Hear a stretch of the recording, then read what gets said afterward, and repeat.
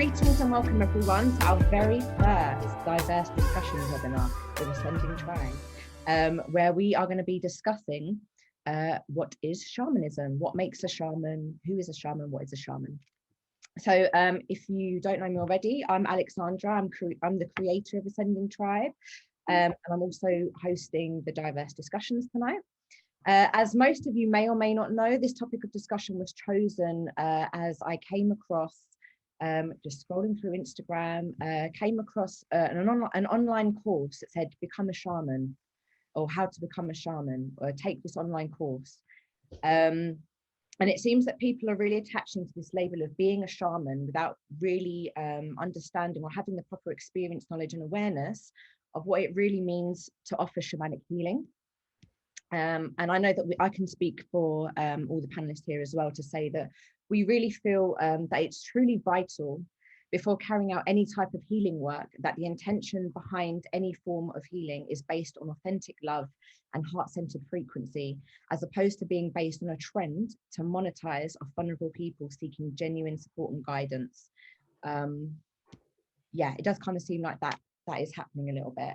It's important to expand our minds and perceptions around shamanism and shamanic healing as we are collectively going through a transformation, and therefore everything else in our society is also changing. Our ideologies are changing, our beliefs, the culture that we are living in is changing, and we're evolving, and discussion always sparks a high level of consciousness, which obviously closes the gap between the separation and bringing us closer together. So without further ado, I'm going to introduce our panel to you. I'd like to introduce our expert panel who have been divinely selected. And when I say divinely selected, I mean, they were drawn to me and I was drawn to them. So it just kind of happened that way. And they're here to give their individual perspectives on this topic based on their own experience, their knowledge and their wisdom. So introducing David Sonsino, who has over 10 years of experience using ancient healing methods alongside the sacred plant medicine ayahuasca, and he's dialing in from Mexico today. Hello. Sorry, go on. No, I was just giving welcome everybody. Amazing, thank you. Yeah, we have Julian Vayne, who is an independent British scholar and author with over 3 decades of experience within the esoteric culture. Then we have Talia Santo, who has been holding sacred space for over 10 years and is a clinical hypnotherapist and shamanic sound healer. We have Kat James, who is a shamanic healer and mentor with over 40 years of experience in spiritual development and conscious living. And finally, we have Krish Saroy, who is a clairvoyant and medicine man with over 30 years experience mentoring, guiding and healing people. So before we begin, please feel free to comment in the chat box below. There's also a Q&A box if you wish to ask any questions directly to the panel towards the end of the discussion during the Q&A session. And so, yeah, well, let's get started. So the first question I have is, how would you describe a shaman and their purpose or their role? Julian, how would you answer this? Thank you, Alex. So the word itself is likely to come from the Tungusic languages in an area that we could broadly call Siberia, right? So that's where the word shaman comes to us from. And it appears in European culture in, I think, the 17th century from kind of Dutch explorers who are encountering what they identify as a kind of group of people or a class of individuals, a bunch of people who they see as having these similar kind of activities. So the word itself probably has roots of things like to know. So it's to be to have some kind of knowledge or expertise, and it can be thought of as a religious practitioner or a priest. There are similarities and overlaps there, but there are also distinctions to be made. Probably in terms of the way anthropologists and ethnographers write about shamanism, we're really talking about a bunch of people who have a kind of an interaction with a spirit realm in some sense, and their interaction with that spirit realm is something which they do often for the benefit of other members of their community. So Eliade, who wrote Shamanism, Archaic Techniques of Ecstasy, which is like one of the benchmark books. It's not perfect, but it says a lot of important stuff. talks about the shaman being someone who does two things. They go into a trance or altered state of awareness. They perhaps they might travel in that altered state of awareness through some imaginal or astral or other dimension. And they do that for two purposes, essentially. They do that for divination, finding out about the past, the present, the future, and they do it for healing.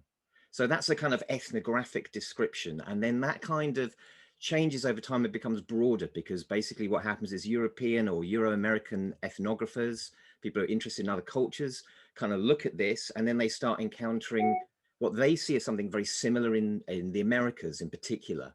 And they look at this and they go, okay, there's a kind of similarity to this. The word starts off as representing the work of a particular group of people in the Siberian region, so kind of northeastern Asia. And it then becomes generalized out as a kind of a bit of a catch-all term.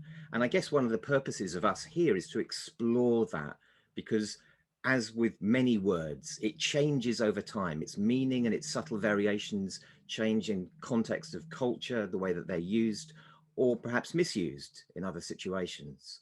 So that's like a brief, like the Wikipedia entry on this is actually kind of pretty solid. Other writers to go to, people like Ronald Hutton, his book on shamanism. Absolutely. There's Eliada's work as well is like really important in terms of understanding the story. So starts off with these people who work in altered states of awareness, and they work in these altered states of awareness. They do various things in those ecstatic states, let's call them. That's what Eliada uses as a word. And they do something that's typically of benefit for members of their community. Healing and divination are the classic examples, but there are many others. Amazing. Thank you so much. Talia, would you like to add to this? He kind of covered all the stuff that I already know. Yeah, so shaman is a Siberian word for, a medicine man or woman, somebody who, like Julian said, heals and helps people, the community. I can't hear you. Yeah, Chloe, you're really quiet. Oh, hello. We can hear, but it's just really, really quiet. Well, that is that better? Hello? Yeah. Yeah, that's better. Is that better, yeah? Yeah. Hello. Yeah, so again, so it's a Siberian word for like a medicine man or woman, which has then broadened out into all different cultures, and they've all got their own representation of what their medicine men and women are, and their own rituals and stuff like that. And it is now, we're going into the new age, and it is, we need to sort of define in some way what it means to us, and what culture we want to create for this that's coming. It's being birthed. So yeah, in my sort of view, it's like a mentor, somebody who supports people's spiritual journeys, who yet again goes into altered states. They would need to be able to connect and sort of draw out certain stuff anyway for the community. And yeah, I think that's about it. Thanks. And David, do you want to elaborate? Well, I would like to say something that I think like him. Dennis McKenna said one time, a good shaman is there to feel the settings, to set the context, and then step out and let the plant or whatever medicine do its work, because the teacher is the plant in ayahuasca case or some mushrooms or something, no? And we tend to forget, we think that we all have a power, we all are shamans, but in the context that we call a shaman, it's very rare to find really a shaman, that with this context of that they know they know the know-how of the plants, which plants cure this or that. And also, a good shaman needs, like Dennis McKenna said, you have to set the settings, you have to set the context, and step out. Let each person to do their work, because actually each one of us is doing their work. A shaman, well, a facilitator or a shaman or something is there just to hold space, and that everything around in the surroundings is nice, and just to hold the context in there. Perfect. I think shaman is like acting or performing music also. You know, it's like it's a training combined, you know, with music or dance or static dance or magic passes. That's in my understanding for shaman. Thank you for sharing that. So can anyone be a shaman, or are they divinely chosen? JCat, do you want to answer this one? Yeah, sure. I think in some cultures, yes, they're chosen by their tribe, and it's almost handed down to each one. I spent some time in America, in New Mexico, and spent time with a medicine man there, and it was handed down through his family. So definitely, and also spent time in Nepal where there was a whole family. The elder lady shaman had 3 sons, and all the tradition was handed down to the males in the family, and they learnt from the family lineage. But I don't think that's the case all the time. I think shamanism now is coming into the world, coming into the West, and it's a way of life. It's for me, it's a way of life. It's for me, it's about me connecting to nature and to symbolically working with power animals and working with music and icaros and medicine plants, and working through that heart center with the drum. And for me, it's almost like my religion. It's who I am. I define myself not as a shaman, but as shamanism being my way of life. And I think that a lot of us in the West now are wanting to express ourselves through shamanism, through Mother Nature, through connecting up to finding our true nature and our authentic selves. And I think it's really important that we do that in the times that we've got now ahead of us. And that there's a community that's evolving, and it's so beautiful. And I think we're all part of that. And those connections and what's going on around the world. I mean, I've been working now for many decades, working with this way of life, and I'm working with a lot of young people in their 20s, 30s, 40s, people just started shamanism in their 70s, and it's just beautiful that they're coming back to that. So I think everyone should live a shamanic life, because it's a beautiful way to live. So yeah, that's my take on it, Alex. Thank you. That was so lovely. Thank you. Krish, how would you answer that? Yeah, I mean, I think JCat said a lot, but I kind of want to really pick up on what Julian said in the first question, which is, you know, it really comes down to what does this word mean, and, you know, what do we apply it to? So I love what JCat said about, you know, almost being like a lifestyle and a philosophy, and I think that's broadly speaking true. I mean, there's so much zeitgeist right now about reconnecting with nature. You know, in the UK, even the BBC on Countryfile did a whole program recently on nature and healing, which mainstream, you know, UK media doing that is kind of almost unheard of. But I think that there is this kind of, beyond that, coming back to what Julian was saying about this kind of class of people, and, you know, there is a practice in here as well, and, you know, there is power that kind of comes with that, you know, and, you know, to go all Spider-Man on us, you know, with power comes responsibility, kind of thing, as it were. So, you know, I believe that as human beings, we're all divine. You know, I believe we're emanations of a divine source anyway. So we are gifted. We're all gifted in this. But is everyone called to be what we might classically call a shaman, i.e., someone who is a healer or a counselor for a tribe? Well, in the West, we don't really exist in a tribal structure or anything like that. We don't have, you know, rites of passage, that kind of stuff. So in that real core sense, you know, I do feel like there's probably a sense of calling that comes with it. You know, different people have different gifts, that kind of stuff. So that's kind of probably where I'd go. Yeah, thank you. Talia, how would you answer this question? Yeah, again, the same as what the guys touched on is that we are all our own shaman. We've all got the ability to alchemize and heal ourselves. We're just on the path of remembering that we are and how to do it. But you know, for people who are feeling the calling to hold space for other people, and from that perspective, it can be a divinely sort of inspired thing. It could be like a mental breakdown, a near-death experience. It can be sort of like a spiritual, like awakening type thing. That is common, you know, for people that are divinely chosen. But like I said, there's sorry, I've lost my train of thought a little bit. We're all shamans at the end of the day, and we are all divine. We've all got that spark of divinity within us. We just need to awaken it. Yeah, that's perfect. Thank you. So do you have to be a shaman to hold shamanic ceremonies? Julian, do you want to take this one? Julian, you're on mute. For reminding me, well done. Okay, so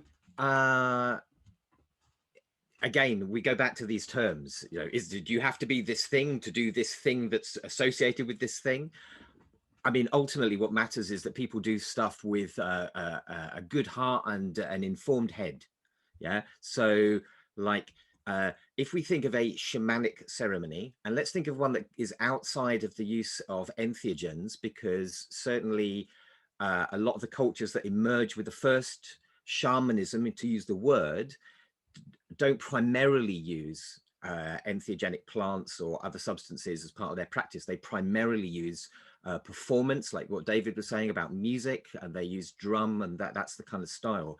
So do you have to be a shaman to perhaps work with a friend to give them a drum inner world journey? Well, no, you just have to be a kind, thoughtful, caring individual who wants to facilitate your friend.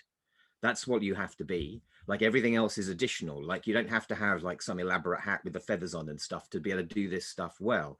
What matters is that if you're going to work with shamanic technologies, and we can include within that things like entheogenic plants, you have to have a good heart and an informed head. So you have to know the substance you're using, you have to know the dosage, you have to know the contraindications, you have to understand the legal framework and the cultural background, you have to be able to prepare and hold a space successfully, and to iterate again what David was relaying from Dennis McKenna, you also have to kind of be able to get out the way, because it's not about you.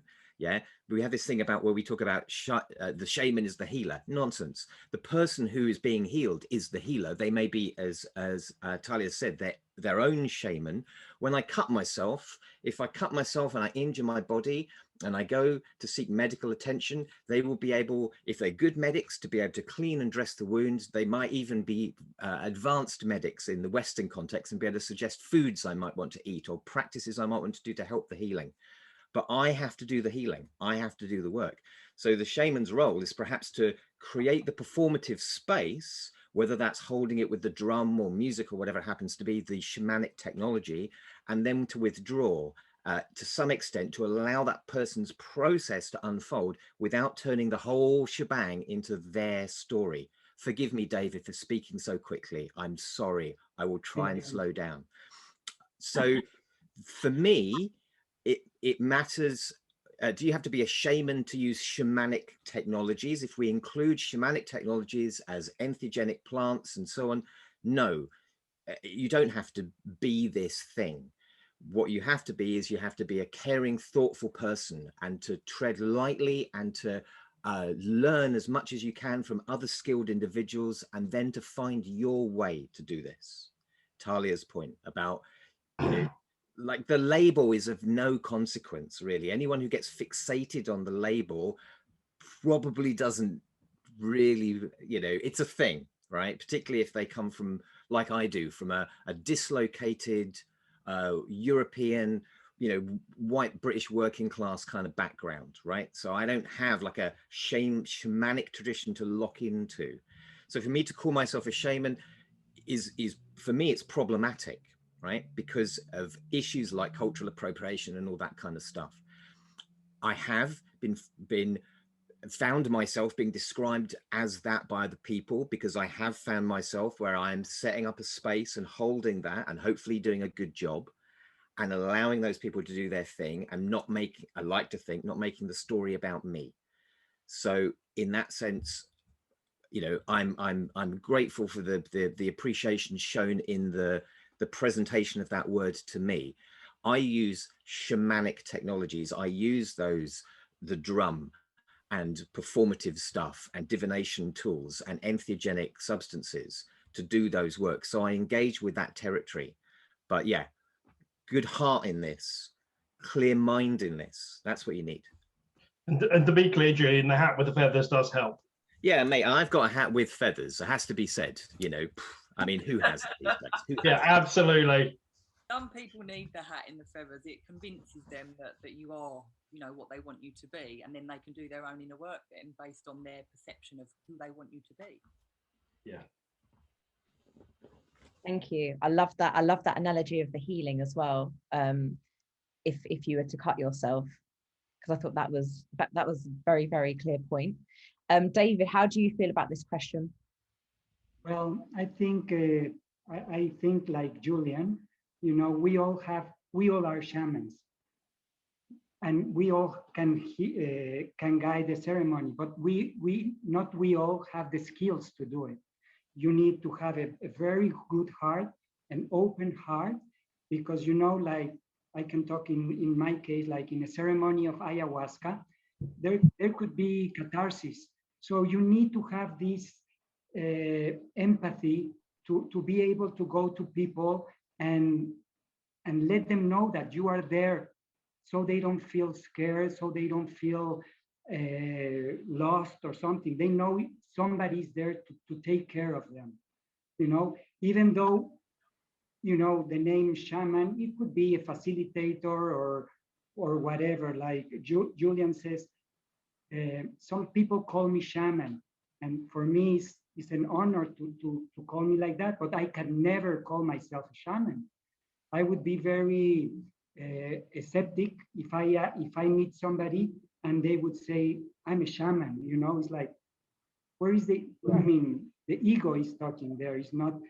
So I'm very much agree with Julian. You need to have an open heart, and, you know, life gives you all these, and the skills to be a shaman or a facilitator is just to know that you are assisting somebody in their own healing, not thinking that you are going to heal them, because you don't do the work. You just assist them to do their own works with the presence of different spirits. In this case, spirits of plants. They come and they help you to heal yourself, but you do your own work. The shaman doesn't do the work. He just set the context, the settings. Yes, I can play drums, I can play tuning forks, I can play bowling, healing bowls, all these instruments that is going to trigger all these sounds, and it's like a caramel to your mind. So it's going to take you there. But yes, you need to have the skills. We all can be shamans. We all are shamans. We have the same power to heal ourselves, but you need to have the skills in case A or case B happen. What would you do? You know, and also practice gives you that. Thank you. Did you want to add? Yeah. I'm really with both what Julia and David said here. I think it really comes back to this notion of, I really like what Julian said about, you know, the word's kind of almost inconsequential, and you know, if you kind of say I'm a shaman, is that like saying like I'm a maths teacher or I'm a policeman?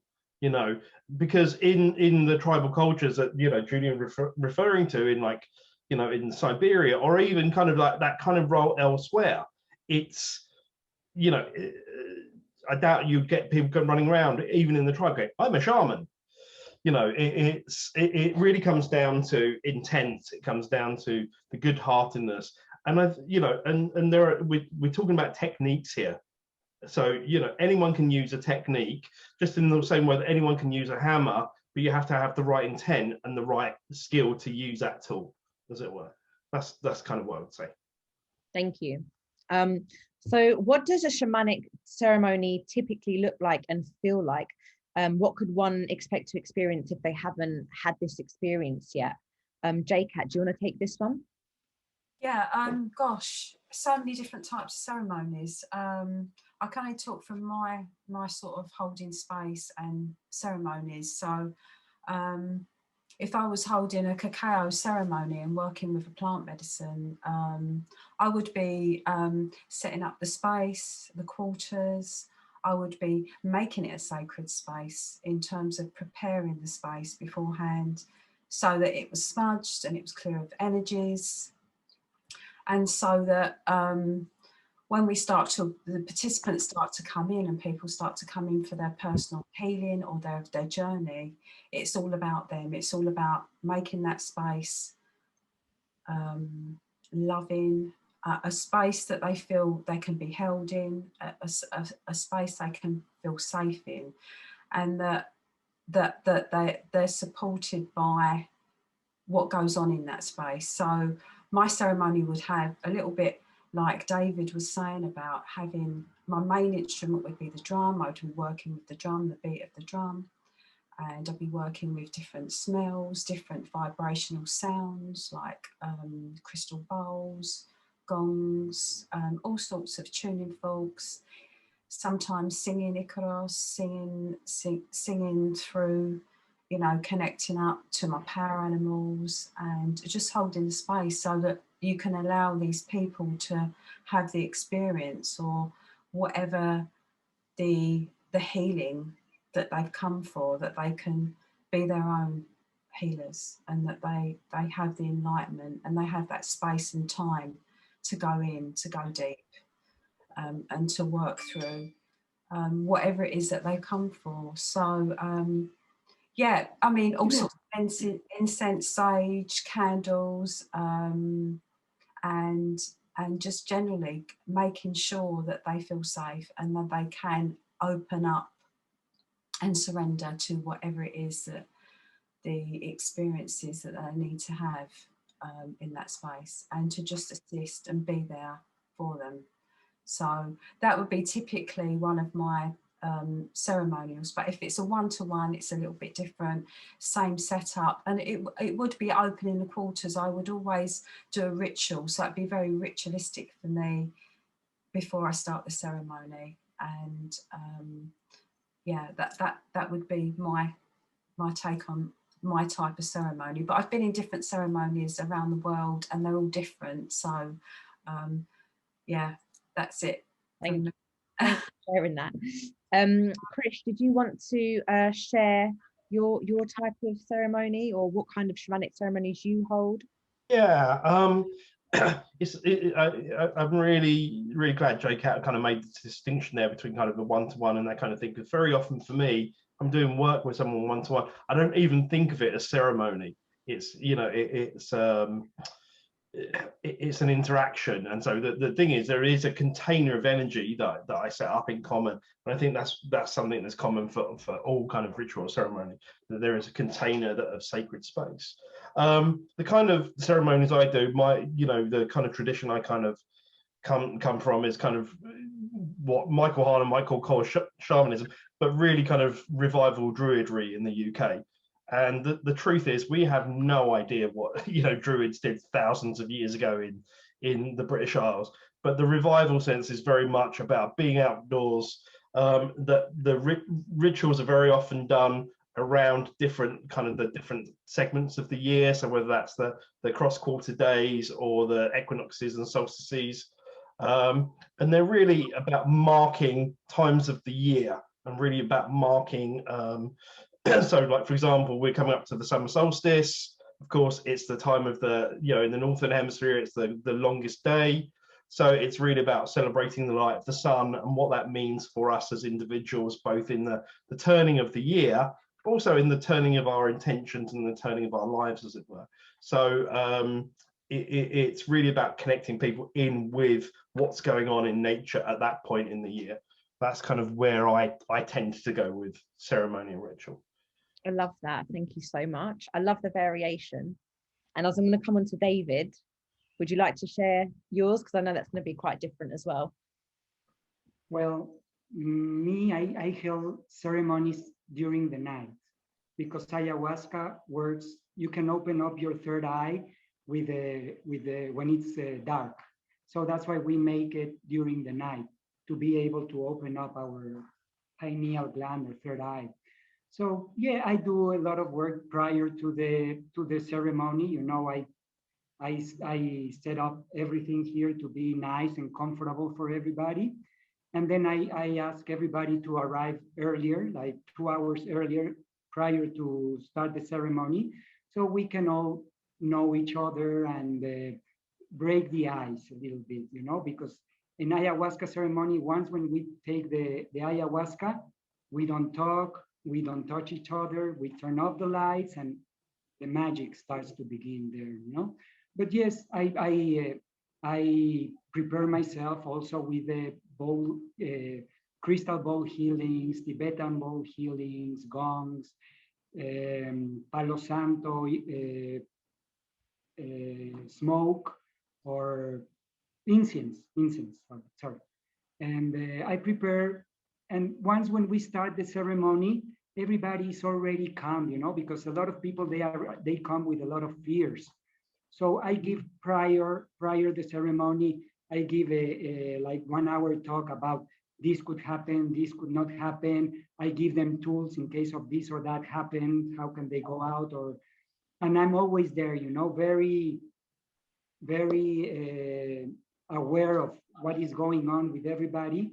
I take the medicine with them so I can be in the same trance as them and I can feel them. So really, it's really very nice. By the time everything starts, you never know what is going to happen because each one of us reacts different, and we never know what is going to happen. But usually they are beautiful ceremonies.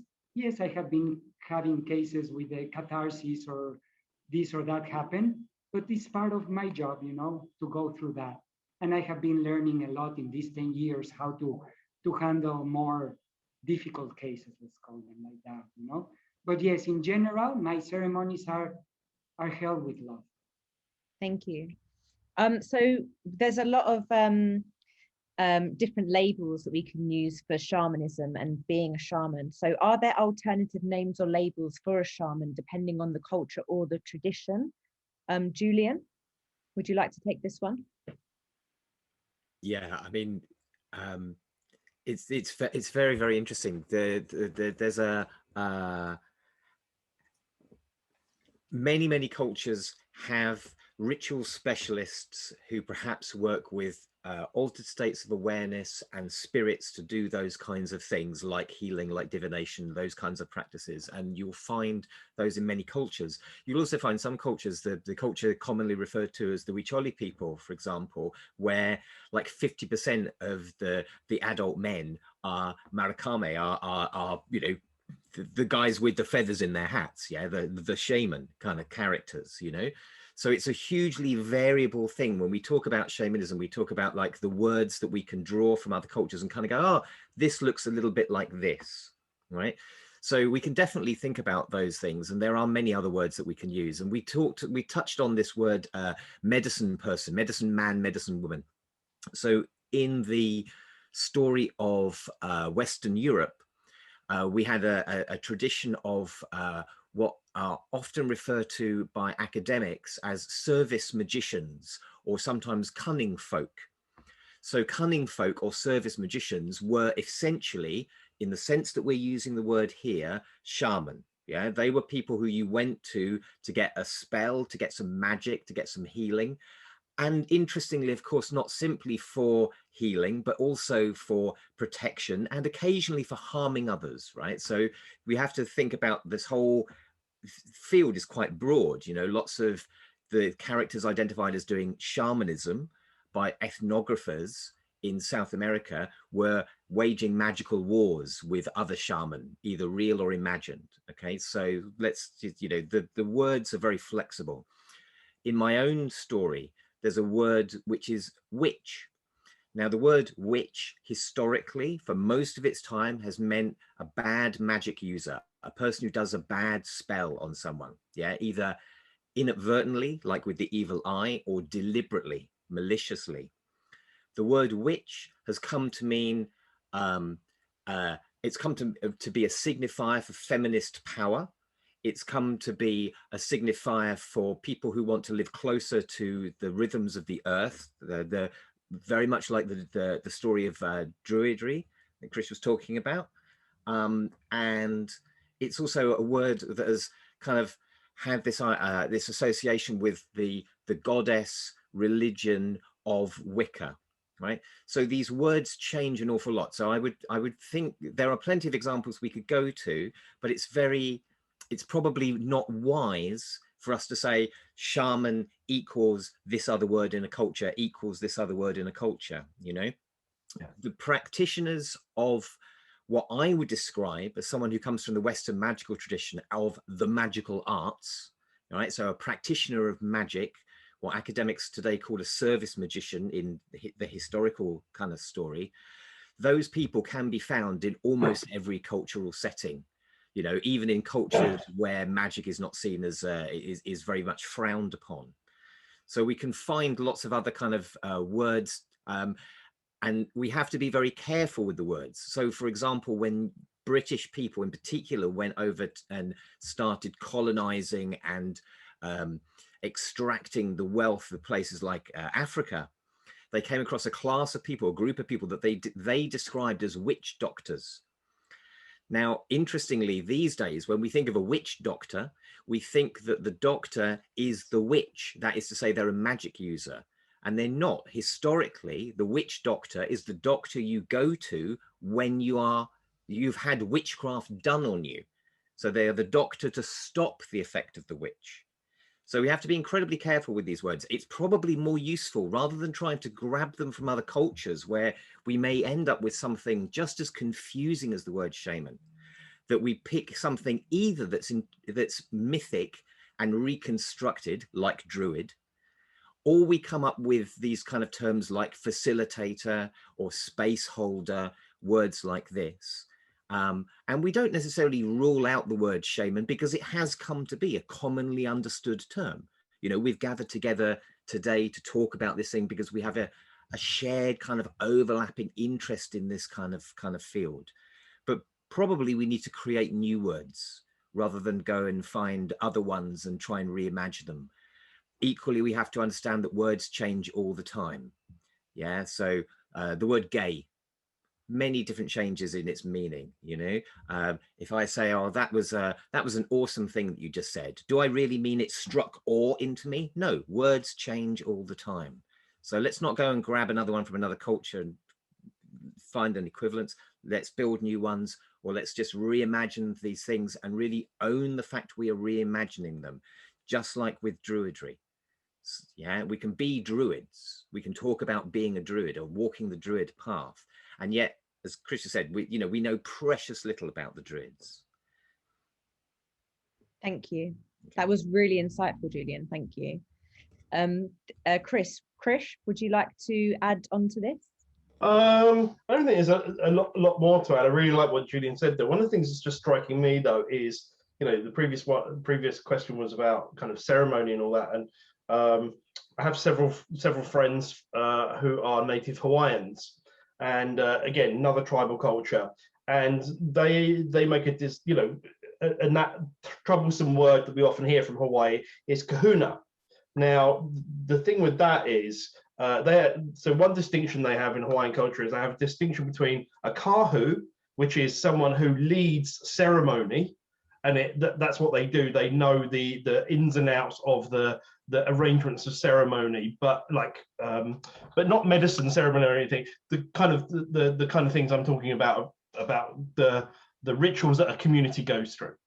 But then you have the kahuna, which is a class of people. But you can have a kahuna hula dancer, or a kahuna boat builder, or a kahuna anana, which is the warring kahuna, if you like. A kahuna there actually kind of means, the translation is not good, but it means kind of person with power, so that the person who can wield mana or life force or power in different ways.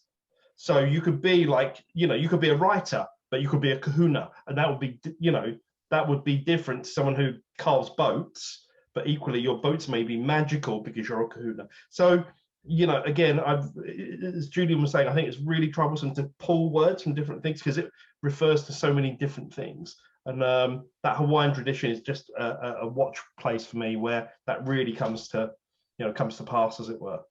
Thank you. JCat, do you want to add anything to this? I don't think there's much to add, really. I think, like, we're talking about names and labels again, and what comes to mind for me is the word mystic, the words witch, the word sage, the word seers. Are they shaman? Is it another word for it? I don't know. They're all labels, but I think there's wisdom in them all, and I think I don't really have much more to say on that, really. No, that's fine. Personally, yeah. Thank you. Can I just add something, Alex? Yeah, Sorry, just thinking about this, thinking about like that role that a shaman might play in a community. So that kind of notion of a wisdom keeper, a sage, a healer, an advisor, if you like. We don't have that set up in Western society, but we're starting to get things now that may fulfill some of those roles. So I do, by day, I'm an executive coach. Now, the thing is, I'm also a clairvoyant. So I do see, when I'm coaching a leader, I see power animals, I see angels, that kind of stuff. But the role I'm playing is as an advisor, it is as a, it is that kind of similar kind of role. But again, the words are kind of, not necessarily easy, but as we kind of come into, the 21st century and all that kind of, we are kind of inventing these other roles because we don't have them from a tribal setup. So whether that's, coach, counselor, I don't know, marriage therapist, I don't know, but they play some of those roles. Thank you. That's a really, really interesting aspect. The next question, I know that we've kind of touched on a little bit, but I think it's really, really important to kind of clarify, because obviously there's a lot of misconceptions that being a shaman or working with a shaman, that you have to work with plant medicine or psychoactive plant medicines. So do all shamans work with plant medicines or psychoactive medicines? Krish, do you want to take this one? Yeah, no, absolutely. So I've been doing different forms of what I might call shamanic practice since about 1990. So that's what, 30 years. And I've only ever done 2 plant ceremonies. And only one of those are psychoactive. The other was Kambo, which obviously is not a psychoactive thing. So for me, my work doesn't always involve like a drum or, or trance work, because through other the clairvoyance or whatever, I connect in with the spirit realms kind of quite readily and quite easily. So I think there's, I do a lot of work as a coach with people from Silicon Valley and, plant medicine, and going down to Peru and doing kind of ayahuasca whilst kind of exchanging business cards and all that kind of thing. It's become a bit of a trend. It's become a bit de rigueur. So I think when a lot of people think about shamanism these days, there's this automatic association that there has to be plant medicine involved, but certainly that's never been part of my practice. I've definitely seen the advantages of it and all that kind of thing, but it's not been part of my practice for the best part of 30 years. Yeah. David, how do you feel about this? Because obviously we know that you work with ayahuasca. Yes, I think you don't need to work with just with plants to be a healer or a shaman or a facilitator, That's for the person that is looking to heal through that plant or the mushroom, but no, not necessarily. You can be a shaman and just singing to somebody can heal them, singing mantras. So no, you don't need to have a psychoactive plants to be a shaman. And Talia, how do you feel about this? Yeah, the same. Can you hear me okay? Yeah. Yeah, whether a shaman or a medicine man or woman wants to use plant medicine is, again, it's down to their unique calling. It's what what their sole purpose is. So no, you don't. I mean, ways to facilitate it without plant medicine would again be drumming, chanting. Sound is really a good, an excellent tool for it. And at the end of the day, it's, you know, whether you're working with a plant, so the plant has got a spirit. So if a shaman's working with someone with plant medicine, they're working with the spirit, but you don't necessarily need the plant to be able to work with the spirit. You know, the same way that you can work, you know, with crystals. It's not plant medicine, but it's still a spirit. So it's still a channel for that energy. And we are, you know, we all are, you know, but that would be how somebody who's not working with plant medicine would, sorry, I'm going fast, David, again, would facilitate, just be the channel for spirit. Perfect, thank you. And something that I really think it's important to touch on is, how do we discern who is a genuine shaman with the right intentions? Because obviously there are a lot of people now calling themselves shaman. How do you know if they're a genuine shaman or their intentions are genuine? JCat, do you want to take this one?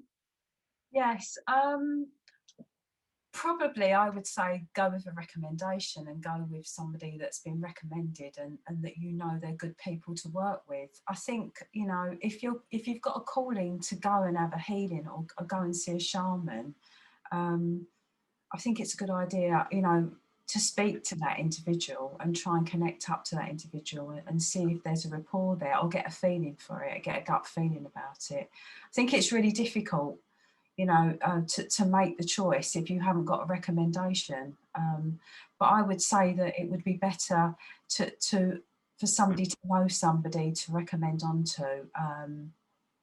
In most cases, that's what happens with me, is that people recommend. And I think, you know, when somebody's working from their heart, or somebody that's working from, you know, a good place that really wants healing, if you connect up with them, if you know, you can go with your gut feeling on that. But recommendation, really, for me. Thank you. Thanks. Yeah. And Julian, how do you feel about this? I would certainly echo JCat that a recommendation is helpful. I would suggest that people, when they are looking for healing, particularly mindful of the fact that the healing is their work, that they do proceed carefully, because you're in a vulnerable kind of situation, like you're looking for someone to help you, right? And the vast majority of humans on the planet will do that to the best of their ability as much as they can. There are a small number of people who are in a place where they're currently not doing that very well at all. Let's call it like that, yeah?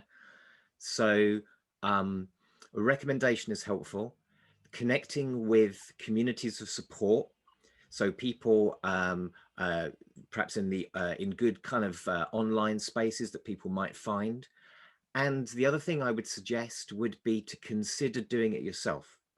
So if you wanted to take an inner world journey, for example, with the drum, you might well have a friend who would be skilled enough to help you with this. Yeah, you might well be able to do some of this entirely autonomously with a pre-recorded track. If you have a small group of friends and you want to explore entheogenics, there's no reason why you can't learn how to cultivate mushrooms and do this for yourself. And the reason I would suggest that that's a possible thing to consider is that the impact that people from Euro-American culture have going into some areas in, you know, the Americas, in particular, South America specifically, can be really problematic. So you need to really be aware of things like the story of Maria Sabina and what went on with, you know, that lovely lady who gifted back to the European world the knowledge of the sacred mushroom. Like, her life was made incredibly difficult by the fact that all her address details became known and people flocked to her door. So I would think about, well, why is it you feel that you need to go somewhere to find the shaman? Maybe there is one to be found closer at hand. Maybe that could even be you. Maybe you just need to connect with a community of practice rather than to find the person who's going to help you, because the person who's going to help you isn't going to help you. What matters is the community around you, the context, which, going back to Jay's point, is why recommendation is very helpful. because you can go and find something. I can put into Google whatever I want to put in and find a thing. But really what I want is I want good people who I can trust to say, this guy here, David, he's sound, he knows how to run the show. He's been doing this for like a, you know, a decade plus. He's a good person. And I can put you also in touch with another person who's also sat with this guy and rates him. Yeah, so it's very much like you would do with TripAdvisor, to some extent. And perhaps that's even an appropriate metaphor for, you know, what's going on here. But yeah, you've got to, when, you know, when I say do your research, what I don't mean is just do your research, like reach out to other people who you trust. This is the same with anything. You know, starting a relationship with someone or going into business with someone. It's all of those kind of techniques you'd use. By all means, be thoughtful about synchronicities, found little opportunities, things the universe puts in your way, but also treat those lightly, particularly if you're in quite a kind of vulnerable and needy state, you know, like backtrack from it if necessary, do some other work to support yourself while you look around. Don't necessarily rush to the first thing that you find in the Google search. Thank you, that was perfect. And Talia, how do you feel that how people should kind of discern meeting shaman? My first thing would be, how do they make you feel? I always like to meet people or speak to them, and you should be asking your question, do they make me feel calm? Do I feel safe to open up and share what's going on with me? The feeling center is a real indicator of if they are resonating at the same frequency as you are. So that would definitely be my my first point of call. Next to that would be, have they got their shit together? Are they walking the walk, or just talking the talk? Like Terence McKenna said, the shaman is not only the madman, but he's the madman who's healed himself. So often their story would indicate to you whether it's something similar, maybe what you're going through. So maybe get a bit of background from them. Yeah, but I mean, even in the concept of, you know, the shamans that maybe don't have the right intentions, the interesting point is that actually, even if people are navigated towards them, there may be some lessons for them in that experience as well. So it is all divine in the grand scheme of things. It's just all a divine play. And yeah, but my first initial thing would be feel it out. Perfect, thank you. So what are other methods, familiars or tools that we can expect to experience with a shaman? Ty, do you want to take this one again? A minute, what was that? What traditional tools? Yeah, what are like other methods or tools that a shaman could use? So I'm very, very much led by intuition and heart, and I have done some shamanic training, but I don't always remember it. I just really feel into it, and so I can't put a name on the tools and things that I use. It just comes through. But I suppose if you was to think of like tools, my number one tool is the shikapa, is the leaf rattle, which I'm going to plug it as well. I make them and I sell them. Next to that would potentially be the drum, which Jay does. She decorates and sells them. So yeah, it would just be, yeah, for me, it's intuition and heart. But I know that everybody and every medicine man and woman will have their own sort of tools and modalities that they use. Yeah, unique and individual to them and their soul's calling to be of service to others. perfect, thank you. And Julian, are there any other methods or tools that you would say that a shaman would use, or do you use yourself?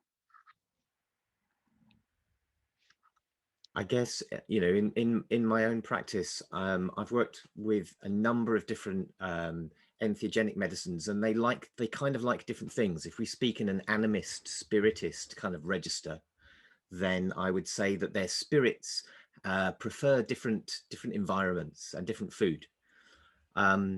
So thinking about stuff like that, I remember doing a sequence of ceremonies with a group of very experienced practitioners using a substance called ketamine, which is an anesthetic. And in those practices, what we were doing was we were basically wrapping people in like we're actually kind of using like a plastic wrap to go around them. And then we were opening them up so that they were experiencing this unfolding. Now that sounds pretty weird and bizarre, but if you go back to the little we know about Druidry, one of the things that we know about Druidry is that Druids had a process of people going into trance states wrapped in a bull's hide with a stone on their chest. So one thing you can think about is you can think about like initiation practices. All initiation practices, rather like what David was talking about, they involve going into the darkness, going into this kind of experience where things dissolve, and then coming out into the light, out into these, out into this new dawn, out into this new form of reality. So there are innumerable ways that a ceremony might look. Whether we describe it as shamanic or not is kind of open to interpretation. But there are many of the processes that we go through of, for example, going through this idea of like a darkened process and then an illumination, just like when we're born.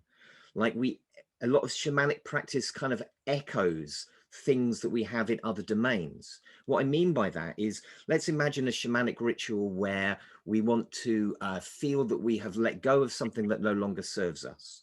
So we may have a bowl of liquid, and as we pour the liquid on the earth, so we let go of the thing that no longer serves us. So what we do is we create a metaphor. So a lot of shamanic practice, a lot of ceremonial practice generally is about creating metaphors and often acting in special ways.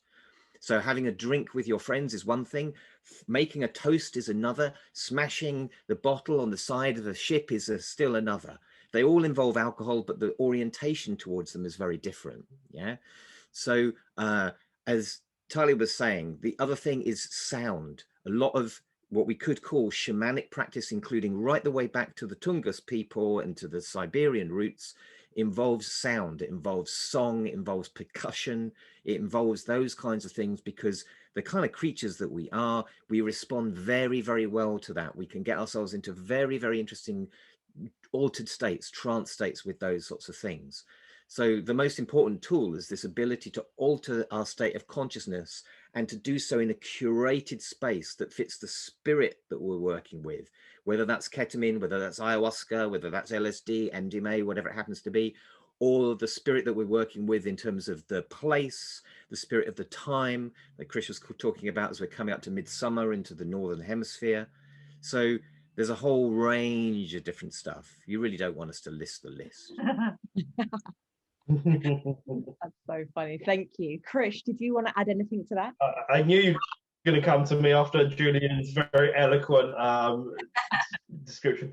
I think I'd just go back to kind of what Ty says, you know, like Julian, I've kind of come from, you know, I've been very eclectic in my spirituality for my whole life. You know, my father was a Hindu, so, you know, I kind of started off trying to read sacred texts when I was a kid. And the sad thing is I probably had a stronger understanding of the Bhagavad Gita when I was 8 than I do at 49, which is kind of quite sad, really. But so that means I've collected a lot of tools along the way, and a bit like Ty was saying, you know, it's gonna, I think this is true of any shamanic practitioner. You draw on the tools that you're on the toolkit based on the person that's with you, or based on the intention of the community or the ceremony you're working with. So yeah, I'm with Julian. You don't want the list because it's a new rule, but it's a heart-led, spirit-led, intuition-led thing. Perfect, thank you. And so do you feel that it's important that a shaman is aware of the location for holding shamanic ceremonies, and that the land is respected and honored? JCat, do you want to take this one? Yeah, I mean, that's quite a big question. I mean, yes, I mean, a lot of shaman in the world do have sacred places where they do rituals. I mean, the particular one that I spent time with in Nepal, I went to their home and they had sacred land there, and they had different areas in and around their home where they would go and sit with the ancestors. So it would be like a little room, a little hut, which was specific for connecting up to their ancestors and going into a ritual with that. And they would hold ceremonies in one particular place where I had a water ceremony performed on me, with drums and with the elder and with the three sons. So yes, there are sacred places that we can work from, but I can make my space sacred wherever I am. You know, for me, it's about, if I'm doing, like Kresh was saying about the one-to-ones, it's about making my space as sacred and ritualistic as possible. So I would prepare that space to be sacred, with my heart, with smudging, with sound, with any ways that I can to make that space. Like if I was putting on my I don't know, I used to do hairdressing years ago. I would go into hairdressers and cut hair, but when I go into my ritual space, I'm putting the clothes on, I'm feeling it out, I'm dressing the room. It's an extension of me, and I'm creating that space so that we can hold whatever needs to be held in that. And like David says, around just holding the love and the heart space there, really, for that individual to be able to go wherever they need to go to heal themselves. Because for me, it is about agreeing with a lot of the panel have said about this healing that we're seeking, and we're trying to, you know, make these conscious decisions in our life and fulfill some of our purpose. It is about us as facilitators holding that space for that individual to be able to feel that out with them, and to help them if we need to, or to stand back if we need to. Yeah, that's what I feel about the sacred space, basically. Yeah, thank you for sharing. That was really insightful. David, did you have anything that you wanted to add to this question? Do you feel that do you consciously choose certain land or certain space? How do you feel about this? Well, I think every place is sacred. You know, I cannot say that somebody's house in Tibet is more sacred than my sanctuary here. You know, you make the place sacred. There's places that they have different energies, yes, but the sacred place, you make it yourself. Yes, my temple is my body. That's my sacred place. So it's a very ambiguous question, because everywhere is sacred. What's not sacred? It's like, I believe in God, and when they say to me, what is God?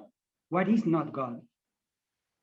That's my point of view. The same with sacred places, with different energies. Yes, I can be in Peru, or I can be in Tibet, or I can be in India, and each place has different energies. Like if you held a ceremony during a full moon or a new moon, or a solstice or equinox, you know, there's different energies. But a sacred place, it could be any place sacred. You make your sacred place. Can I add to that, Alex? Yes, of course. Like this is what I'm feeling into, is you can create ritual and you can create the magic wherever you are. You can unplug the bath and just watch it washing away, and imagine all your, you know, negative energy just washing down the drain pump. You can brush your teeth and imagine spitting out all that resentment that you've got for your other half for not doing the washing up this morning. You know, you can create it wherever you are, and I think it's a really beautiful idea to start using our imagination. You know, not shamans, everybody, and creating ritual and ceremony in everyday life, because that is what life is. It is a celebration, and it is divine, and this is the age that we're coming into. Can I add to that as well, Alex? Yeah, please do. So I'd agree with what everyone said, but I kind of have I don't know if it's a different perspective at all, but just something to add, which is, you know, I do have a very animistic view of the world. So I don't believe, you know, one of the things that I get not upset about, but I think we have, as a race, we have a very human-centric view of the world. And, you know, a lot of the work that I do around ritual and ceremony is outdoors. So for me, David's right, every place is sacred, But that means for me that if I'm going out into a forest or something, the forest is full of elemental spirits. It's the trees has spirits. There's a mycelial network, all of that kind of thing. So for me, I don't imagine just rocking up and doing ceremony in somebody else's front room kind of thing, as it were. So that sacred space for me is everywhere is sacred, but for me we're in relation with a whole realm of spirit as well. So it's also about permission. It's about as you say, choosing a space energetically that feels appropriate, but also for me, asking permission of the spirits of the land, of the space, that kind of thing feels really important. And I think we're all implying that, but for me it just bears out this kind of notion of, it's not just in the natural world, it's not just a human world, it's we're part of a greater whole, as it were. Thank you. Yeah, I really appreciate that. So how can someone be sure that a sacred ceremony is held safely? David, do you want to take this one? Well, it's like the question before. You have to trust your instinct, and if you're going to attend to somebody for healing or whatever, the good thing is to have a prior something happened here. Is everything okay? Yes. Sorry. And sorry, I forgot where I was. Oh, what was it? Yeah, we were talking about how someone can hold sacred ceremonies safely, and how you okay. know that. Yeah. Yes. So you have to use your heart, and your heart, with an open heart, with love. That's the key. Thank you. And also to take it like before, you have to call to the facilitator or a shaman prior to a ceremony or to a consultation or something, and feel if it's right for you or not. Like I said before I had my first ceremony of ayahuasca, I was 3 years prior to that I wanted to make it, but every time I meet somebody was not feeling good, my heart was telling me not with this person. So I waited it until my heart says, yes, this person is right, feels right. So I don't know, just have a prior interview with the shaman or facilitator or medicine woman or man. That's very, very important. And also, like you said, also my best presentation card is from word to mouth or mouth to mouth, and also the testimonies of people, because it's not me saying I'm the best shaman or I am this. No. It's maybe you saying, well, I had a wonderful experience with this guy, it's just the best presentation card is that testimonies and the word of mouth. Thank you. So JCat, how can someone be sure that a sacred ceremony is held safely? I feel like we've gone over this question. I feel like everyone said, like, I think it's about how you feel it out and the recommendation and just really understanding that you're taking yourself to somebody. And I think, was it Julian that was saying that you could, no, I think it was Chris that was saying about you could do some of this yourself if you're not sure, if you haven't had a recommendation. I think it's really important that, and Talia said as well, it's about feeling it out. It's about feeling like you are going to somebody that you connect with, and having a telephone call or connecting with them beforehand is really important. I mean, that would be my advice. Or going to some friends and asking in the community, going online, asking in the community, getting it from somewhere that's been recommended, I think would be my top, tip for people looking for help and making sure they're being held by somebody that's responsible and that they're going to feel loved and taken care with. So. Perfect. Is there anything that you would say though, because I know that we maybe touched on a similar kind of question, but is there anything that someone could look out for that would make them kind of feel like, oh, this person isn't practicing safely? or is it just... I think you know, like you'd for me, you would probably feel it out yourself. You know, you'd have to use your intuition. I think it's really important to speak to somebody, to get a voice vibration, to ask questions, to really feel that out. I mean, and at the end of the day, you make that decision, you know, for yourself. But I think, you know, that's the only way I feel that I would do it, you know, talking from experience. I've done a lot of my work on my own. You know, the druidry, the witchcraft stuff. I've done a lot of stuff on my own. I think working on your own is a good way to start to do that, to try and bring in some feeling and connection, and then maybe going to somebody if you can't get a recommendation. Okay, thank you. That makes yourself, just sitting with yourself, you know, that's a good way of feeling it out. Yeah. Perfect, thank you. And Talia, did you want to add anything to this?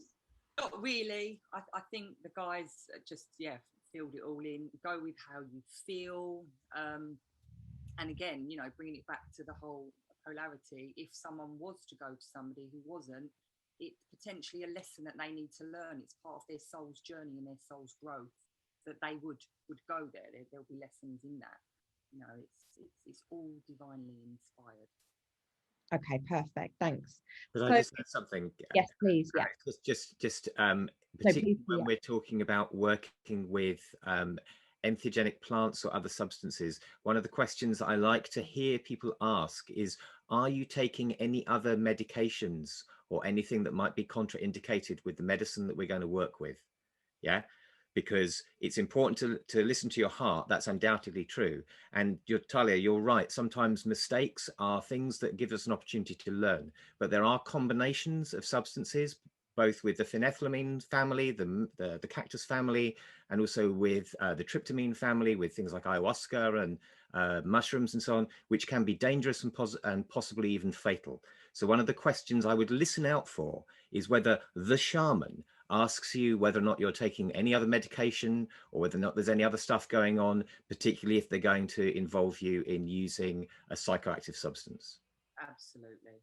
Yes, it's very important what you say, because, you know, most of the people, you know, they can have like these pills for allergies, you know, and they don't know, like with ayahuasca, the MAO inhibit, they can make so it's very important what you say. Always I ask people if they are taking medicines, which medicines are they taking?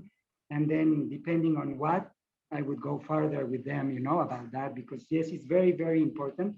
And a lot of people, they don't do it. They just let anybody come in and they don't know.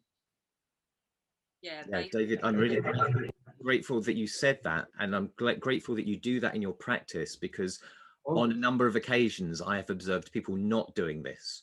And you know, I know enough of the pharmacology and the medicine to know that this can be very difficult for people, and it can potentially be fatal. That's not an overstatement.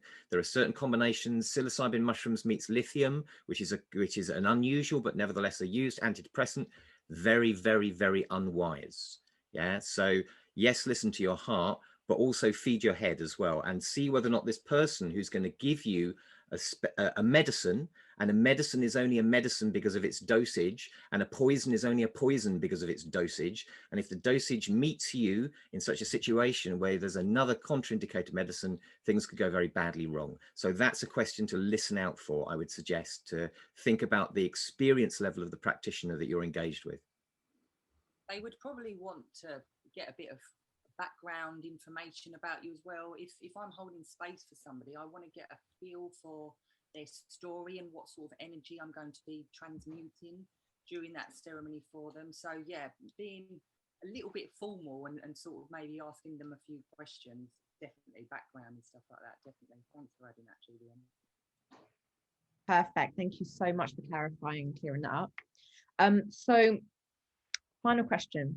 If someone was called to holding, sorry, I'll just say it again. If someone was called to holding sacred shamanic ceremonies for themselves, right, and they felt called to hold these ceremonies for other people without previous experience, what advice would you give them, JCat?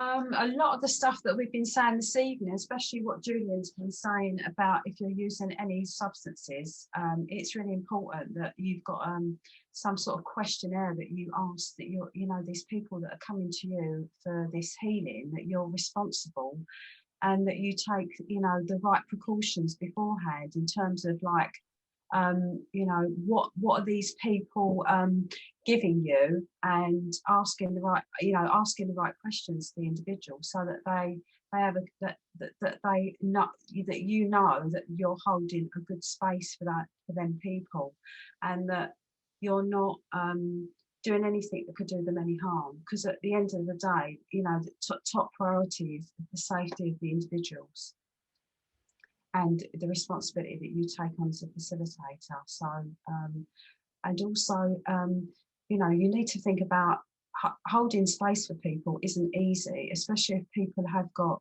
traumas and they've got things that are happening to them. You've got to be able to deal with every situation. So I would say tread very carefully if you're thinking about holding space for people and you haven't got any experience. I would say that you need to learn to hold your own space and do a lot of healing yourself before you start thinking about, you know, holding space for people that are potentially vulnerable, people that maybe have had traumas, and people that are you know, wanting to have an experience but maybe aren't ready for it. So, and if you're not used to holding that space, it's dangerous as far as I'm concerned. So, I think it's all about experience. It's all about your own personal growth, and, you know, working on yourself before you can hold the space. But if you are called to it and you've got good loving intentions, and, you know, you feel that you can hold the space and you've answered questions, especially if we're dealing with substances, because it is dangerous. And I think that you need to step back from that and find out more about that before you do that. So that would be my advice on holding space. Thank you. Krish, did you have anything that you wanted to add to this? Yeah, I kind of feel pretty strongly about this. Is, you know, in the context of being a coach, there are lots of things you can see on Instagram or whatever, of like, oh, become a life coach in 2 days and that kind of thing. And excuse my language, it's bollocks. You know, it's like, if you feel a calling, you know, to our best knowledge, you know, for someone to go through druidic training from, they would start, it would be a childhood thing, and to our best knowledge, it was something like 19 to 20 years worth of training just to even get to a point. And now, obviously, we're not always going to go through that amount, but, you know, you've got to do the work. If you're setting yourself up as some kind of practitioner, you've got to do the work. You've got to get educated. You know, I really like the way Julian put it, in terms of, you know, have a good heart, but have a clear mind. And you have to know the container you're setting up. You have to know the knowledge of all the things that could happen. And, you know, even if all you're doing is effectively, you know, banging a drum for someone, as J-Cat said, if that's not set up properly, it's not set up in the right way, you know, people can have reactions to all sorts of things. So, you know, you've got, there's a reason why medical practitioners go through years of training, all that kind of thing. And this is no different. You've got to do the work. You've got to get the training, and you have to have experience of practice. It's as simple as that for me. Talia, what advice would you have for someone? So if somebody was getting a calling to hold space for other people, first of all, do a lot of research, look into it. My first point of call would be to find somebody that you resonate, and maybe ask them to mentor you, take you under their wing. That would probably be the most ideal situation. We don't always have that privilege, and sometimes we do have to learn. Like myself, I learned through my own healing, my own process, and then I went on and collected, you know, qualifications in this, that, and the other, and sort of created my own sort of way of doing what I do. So yeah, that would be my first point of call, and just on yourself. That is the first. You should be your first patient.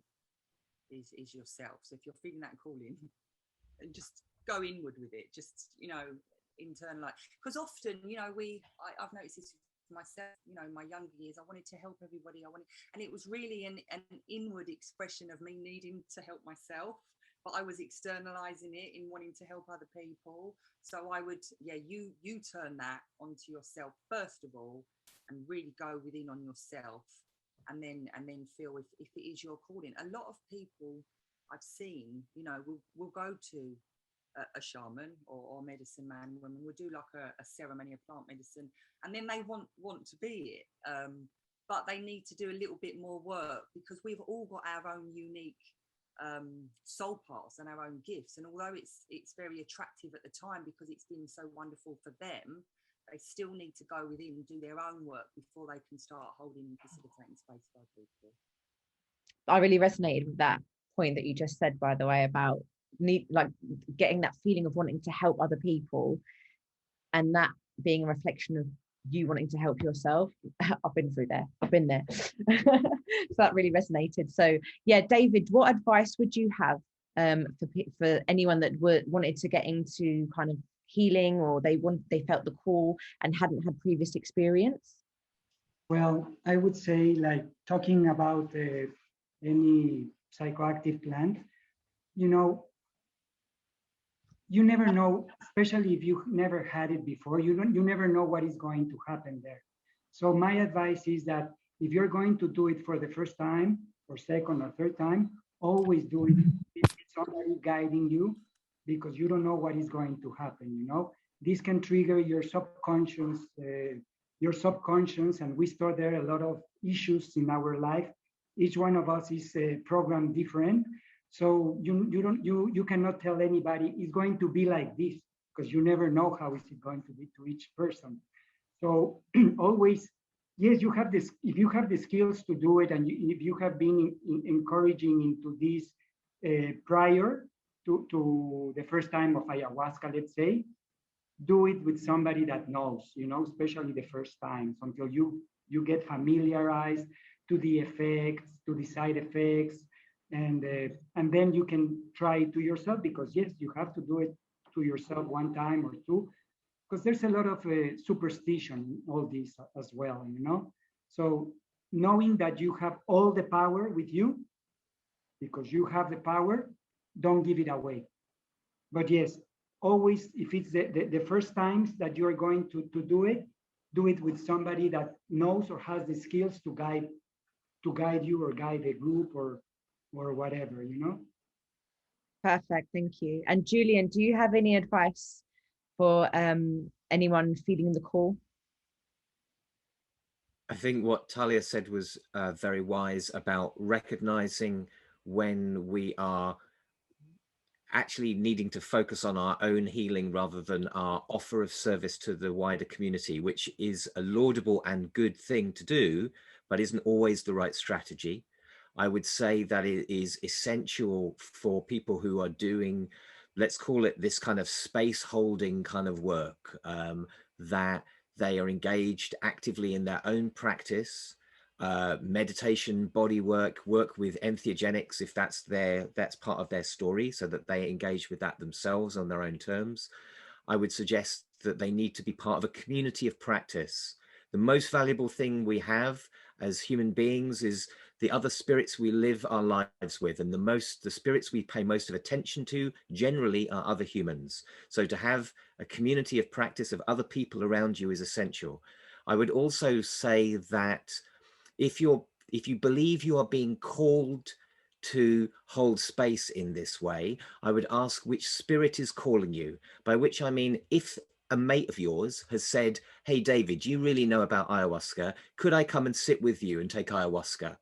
That's David's call from a spirit, from a friend. If David wakes up one day and says, "Oh, I feel like giving people ayahuasca now. I've taken a few journeys myself. The guy who was running the ceremony seemed like nice and everyone appreciated him. I'd like to do that too."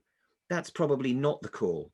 That's probably a call where you should just put the phone down and ignore that until such time as people have enough respect for you within whatever social community you're in, whether you call yourself a shaman or not, that they come to you and they ask for your help.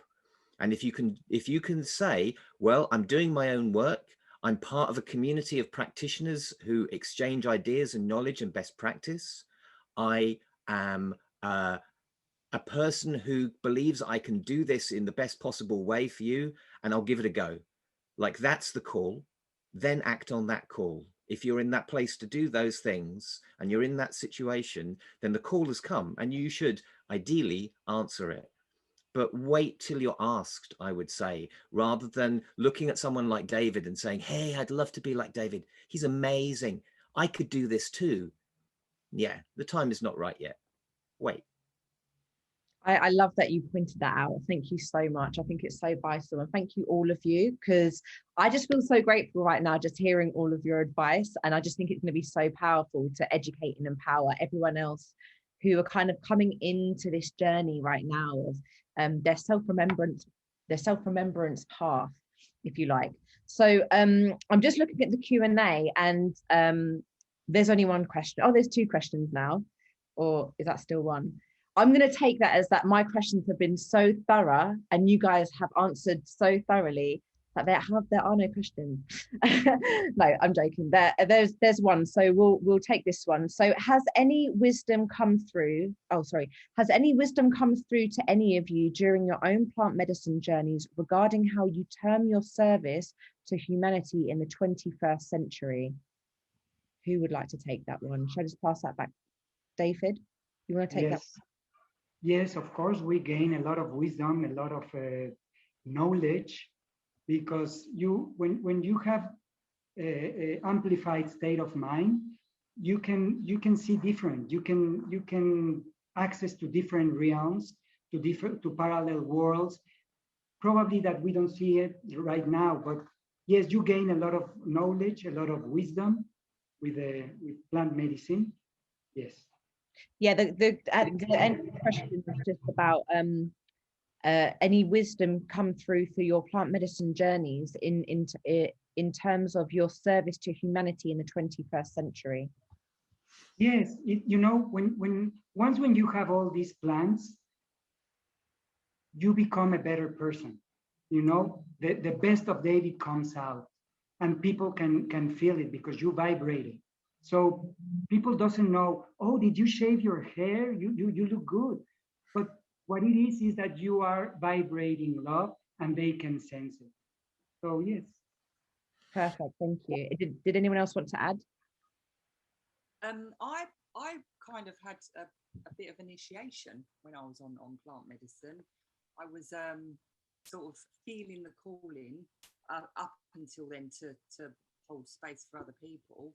And it was during a plant medicine that I literally was just told, you have to work for spirit. I saw all these medicine men and women, sort of like a whole lineage of them, and they sort of all were sort of telling me, yes, this is what you need to do. And I just handed myself over and spent the rest of the ceremony on my hands and knees, having handed myself over. And my life has never been the same since. And then every time since then, when I do medicine, I always do something different in my healings and therapies afterwards. So although I might not know it or at the time, I definitely have this resonance of something downloads and comes through me that I then put into practice in the 3D, in my 3D reality. So yeah, that's my take. Perfect. Krish, did you have anything you want to add to that? I mean, like I say, plant medicine isn't really part of my practice, so there's not that. But that being said, I think there's plenty of download and plenty of a spirit contact that's sort of coming through now. And I'm just, there are so many people waking up now, aren't there? That I think for those of us that have been on the path for a long time, that place of guidance is kind of really now, as it were. But what I'm finding is, I think, a lot of people say this when they get older, the older I get, the more I realize how little I know, and the more I realize how many questions I have. So, I think if there's a piece of wisdom for me, it's live the questions rather than seek the answers, because that always seems to keep my ego in check and lead me on the right path, I think. So that's what I would say. That's insightful, thank you. I had one more thing as well, because it's not all about plant medicine. Again, I had a massive epiphany off of plant medicine, and that was when I really went into some pain. So pain is a massive teacher. So yeah, and my message then was that we are all love, and that's kind of the way I'm leading my whatever I can offer humanity is we are all love, and it is all love. And so yeah, that's the message I got for the 21st century, but I don't think that hurts to have that message for any century, that we should be leading from heart and love. I hope that answered your question. We've just had another one come in. So as shamans, if someone comes to you and says that they feel a blockage in their spiritual vision, what do you do? Who would like to take that one? Well, they do the work. We don't do the work. They do their own work. So it's not really that what we can do to them. It's what they can do to themselves. That's what I would say. If somebody said that to me and said I'm having a problem with my spiritual vision, I would Talia, you've gone on silent. You mute your mic. Hello. Yeah, I'm sorry. I don't know how that happened. That's so weird. On purpose, the divine. What was we saying again? As shamans, if someone comes to you and says that they feel a blockage in their spiritual vision, yeah. What would you do, or what would you say to them? I would say that you're thinking too much. Switch this off, meditate, and see what comes through. Often this is the biggest. The thinking is the biggest obstacle. And when you quieten that, when you just switch off and you just let it go, all the insights, they just start flowing. They really do. If I don't know the answer to something, I go, you know what, I'm just going to put that on the shelf, and I'm going to leave that to spirit, and then all of a sudden I'll go ding. It's the way the subconscious and the conscious work. I learned all of that in hypnotherapy, which was quite handy. Is while this is all chattering away, this can't take the filing system out, and it can't give you the answers, and we know all the answers. We just don't know we know the answers, and this is too busy talking to us to let us hear them. So if somebody said they were having problems with their vision, yeah, I would say shut up in your head and yeah, give yourself a bit of peace in the mind. Thank you. J-Cat, did you want to add anything to this? Yeah, I think like it would be important, I would say to them, is to go out into nature and sit with themselves and be quiet and to just sit with that. I think the important part about if you've got blockages or anything that's you think is stopping you is being able to, you know, get this to flow again. And I think being in nature, chanting, mantras,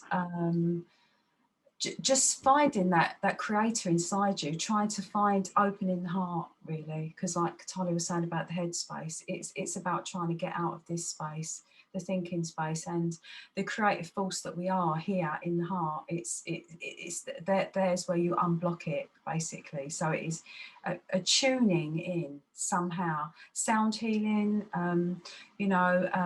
There's so many great tools out there now to help you unblock and clear this stuff. And obviously, you know, there's different medicines out there which do connect you to those spaces inside you, and raising your consciousness and go into those places where you feel the freedom and the insights to know that, you know, you can have and create whatever you want, you know, and be in the magic, you know, abracadabra, you know. I speak as I create. It's like, yes, you know, create what you want from the heart space. So that's what I would say on that one. Perfect, thank you. And Julian, did you have anything you wanted to add?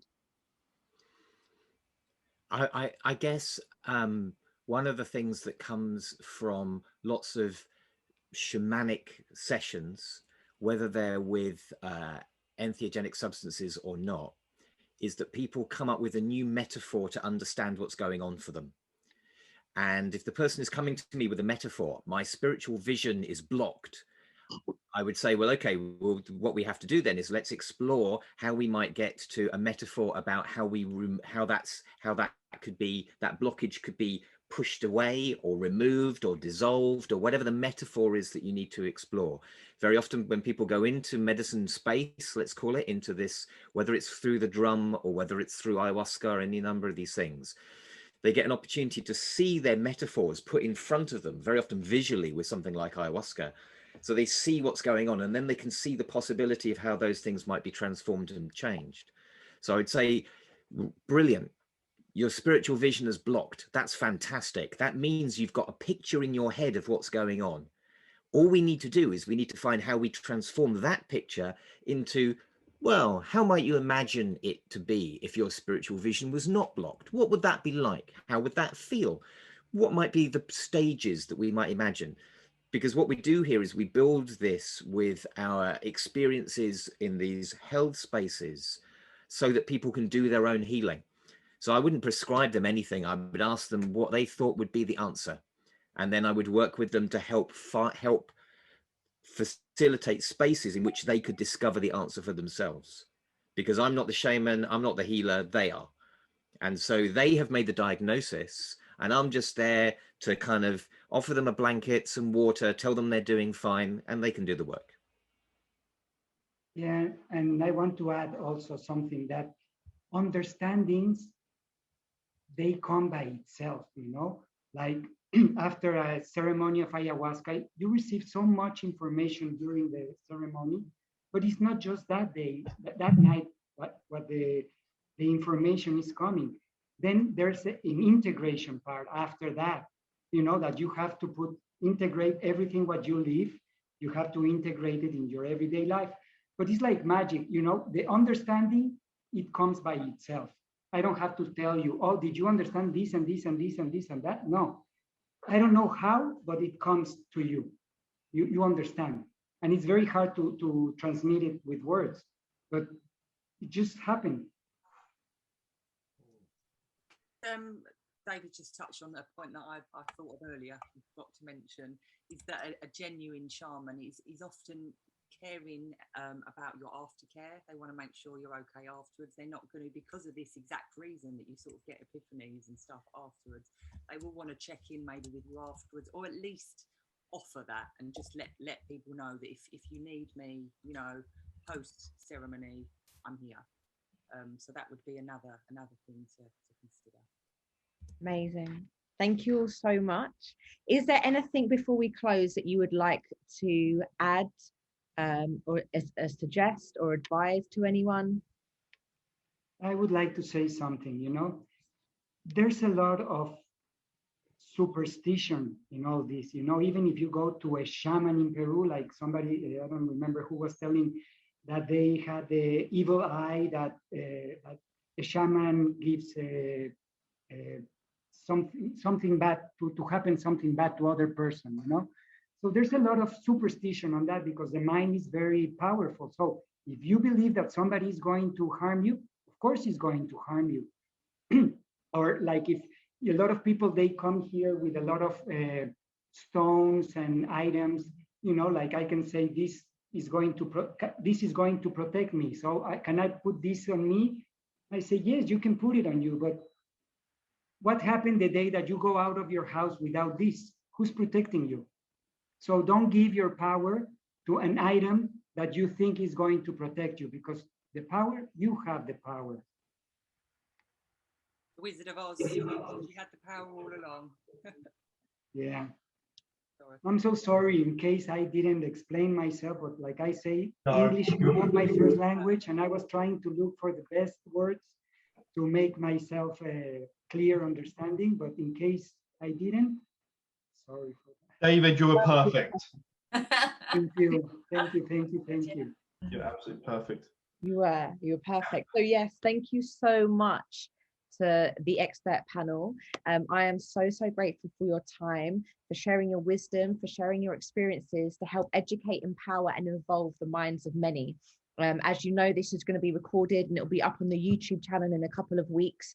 So a lot of people will come back and re-watch or watch it for the first time and get a lot of wisdom and knowledge from this because of you guys. So thank you so much. And again, thank you to all the attendees as well. Thank you for attending. Appreciate all your questions, appreciate your time watching, and much love and gratitude to all of you. I'm so thankful. Thank Alex, you. just to break in right at the end, just a big thank you to you for bringing us together as well, for doing this amazing work that you do. You're the visionary who brought all of this together, so thank you. Well, thank you all. I appreciate you all. I'm so grateful. I can't even express how grateful I am. Thank you. Good evening, everyone. Thank you so much, and we'll see you next time. Thank you.